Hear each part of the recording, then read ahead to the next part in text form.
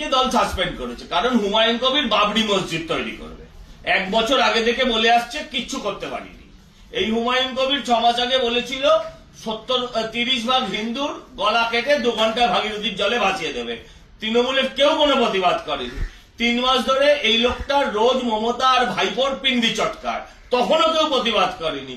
22 তারিখে ও নতুন দল ফর্ম করবে বলেছে, তখনও কেউ প্রতিবাদ করেনি। আজকে 6 তারিখের আগে 4 তারিখে ও বাবরি মসজিদ যাতে প্রতিষ্ঠা না করতে পারে তার জন্য ওকে সাসপেন্ড করা হলো।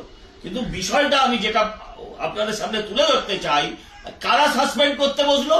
সাসপেন্ড করতে বসলো ওখানকার নিয়ামত শেখ বলে একজন বিধায়ক, ওখানকার আখতার উজ্জামান বলে একজন বিধায়ক, সঙ্গে ববি হাকিম, মাঝখানে ববি হাকিম, দুধারে দুজন। আমি বলছি, ববি হাকিমকে কখনো দেখেছেন কাউকে সাসপেন্ড করতে, কাউকে বহিষ্কার করতে, এই জাতীয় কোনো কাজে? কখনো দেখবেন না।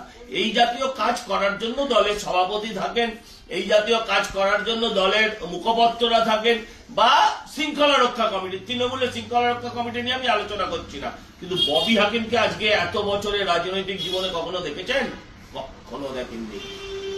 তৃণমূলের আজকে ক্ষমতা নেই, তৃণমূলের আজকে ক্ষমতা নেই একজন মুসলমানকে সে বাবরি মসজিদ বানাক, সে 30% কেটে ভাসিয়ে দিক, কিংবা মমতার মা বাপ তুলে গালাগাল দিক, তাকে দল থেকে দাঁড়ায়। মুসলমান দিয়ে মুসলমান দাঁড়াতে হচ্ছে, হিন্দু দিয়ে দাঁড়ালে মুসলমান রেগে যাবে, এই ভয়ে। সাম্প্রদায়িক রাজনীতি কারা করছে পশ্চিমবঙ্গে আপনাদের চোখের সামনে এটা পরিষ্কার। তাই আমি হিন্দুদের বলবো, আপনারা বুঝতে শিখুন।